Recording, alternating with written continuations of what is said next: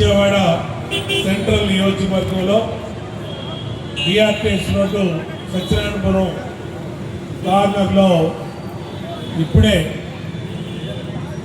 ఛత్రపతి శివాజీ మహారాజ్ గారి విగ్రహాన్ని గౌరవ మంత్రివర్యులు సత్యకుమార్ గారు, శివస్వామి గారు, అలాగే మన సోమ్ వీర్రాజు గారు ఈ శివాజీ మహారాజ్ విగ్రహ సమితి ఆధ్వర్యంలో ఇప్పుడే ప్రారంభించుకోవడం చాలా సంతోషం. ఎందుకంటే ఈ రోడ్డు మీద ఈ విగ్రహాన్ని ప్రతిరోజు చూస్తున్నప్పుడు మన జాతి ఉప్పొంగాలి, మనకి గర్వంగా ఫీల్ అవ్వాలి. ఆ రోజు ఇలాంటి ఎంతో మహానుభావులు మన దేశాన్ని ఆక్రమితం కాకుండా, పరుల పాలు కాకుండా మన హిందూ ధర్మాన్ని, మన సమాజాన్ని, మన జాతిని వాళ్ళ ప్రాణాలు పణంగా పెట్టి పోరాడి ఈ దేశాన్ని కాపాడిన మహనీయులకి మనం ఎప్పుడూ కూడా కృతజ్ఞులై ఉండాలి. ఎన్ని తరాలు, ఎన్ని వందల సంవత్సరాలైనా మనం ఉండొచ్చు, లేకపోవచ్చు, భవిష్యత్ తరాలకి ఆ మహానుభావులు ఈ జాతి కోసం చేసినటువంటి సేవల్ని, త్యాగాల్ని గుర్తుంచుకునే విధంగా ఇలాంటి మహానుభావుల విగ్రహాలను మనం పెట్టుకోవడం అనేది ధర్మం అని ఈ సందర్భంగా తెలియజేస్తా ఉన్నాం. ఎందుకంటే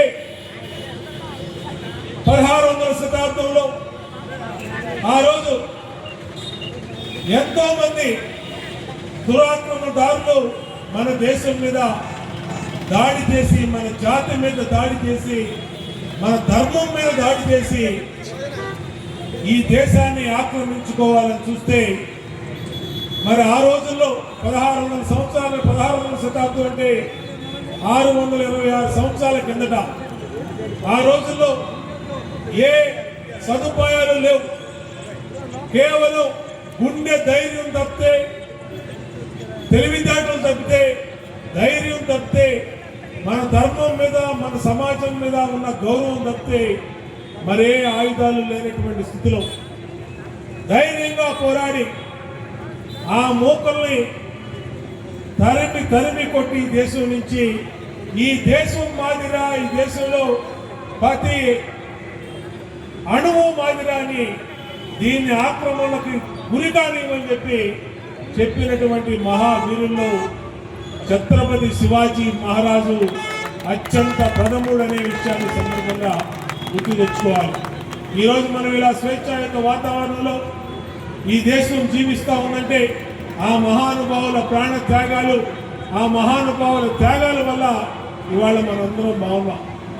ఇవాళ ఈ దేశం నరేంద్ర మోడీ గారి చేతిలో అన్ని రకాలుగా ఈ రోజున శత్రువులకి సమాధానం చెప్తూ ఈ దేశాన్ని కాపాడుకుంటూ ఈ దేశం అభివృద్ధి పదవులో ప్రపంచంలోనే 4వ అత్యంత శక్తివంతమైన ఆర్థిక శక్తిగా ఇవాళ నరేంద్ర మోడీ గారి చేతిలో ఈ దేశం ఉందంటే మరి ఇవాళ స్వచ్ఛమైన పరిపాలన ఇస్తున్నటువంటి సందర్భం ఎప్పుడు కూడా మర్చిపోకూడదు. మనం అలాంటి మంచి వ్యక్తులకి, మంచి పరిపాలకులకి మనం అందరం కూడా మద్దతుగా ఉండాలి.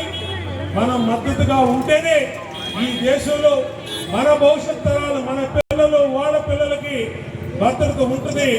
కాబట్టి మనం ఏమీ చేయాల్సిన అవసరంలా మంచి చేసే వాళ్ళకి అండగా నిలబడి, మంచి చేసే వాళ్ళకి మనం మద్దతు పలికితే సరిపోతుంది. మొన్నే చూసాం మనం కాశ్మీర్లో పుల్వామా దాడిలో ఒక ఉగ్రమూకలు మన దేశీయుల మీద దాడి చేస్తే దానికి ఏ విధంగా మోడీ గారు సమాధానం చెప్పారో చూసాం. పాకిస్తాన్ పీఠాలు కదిలేటట్టుగా పాకిస్తాన్ కాళ్ళ బేరాలకు వచ్చి ఆ రోజున మమ్మల్ని క్షమించండి, మా దేశం మీద దాడి చేయొద్దు, మమ్మల్ని భిక్ష పెట్టండి, ప్రాణ భిక్ష పెట్టండి అని వేడుకుంటే మోడీ గారు మానవత దృక్పథంతో చూసి ఆయన వదిలేశాడు. కానీ అదే రోజు ఆయన ఇంకొంచెం కనుక ఆలోచనలు ఉంటే ఇవాళ ప్రపంచ చిత్రపటంలో పాకిస్తాన్ అనేది ఉండేదే కాదని కూడా ఈ సందర్భంగా గుర్తు చేస్తా ఉన్నా. ఎందుకంటే అటువంటి వ్యక్తులు, దేశం కోసం పనిచేసే వ్యక్తులు, జాతి కోసం పనిచేసే వ్యక్తులు, మన ధర్మం కోసం పనిచేసే వ్యక్తులకి ఆ దేవుడు నిండు నూనెళ్ళు ఆరోగ్యాలు ఇవ్వాలి. మనమందరం కూడా వాళ్ళకి సపోర్ట్ చేయాలని కోరుకుంటూ ఛత్రపతి శివాజీ మహారాజ్ గారి విగ్రహాన్ని ఇక్కడ పెట్టినందుకు ఆ కమిటీకి శివస్వామి గారు కూడా నా దగ్గరికి వచ్చారు. ఈ విగ్రహ స్థాపనలో ఆయన పాత్ర కూడా ఎంతో ఉంది. ఆయన కూడా చాలా కార్యక్రమాలు, ఈ కార్యక్రమం కోసం చాలా మంది ప్రముఖుల దగ్గర తిరిగారు.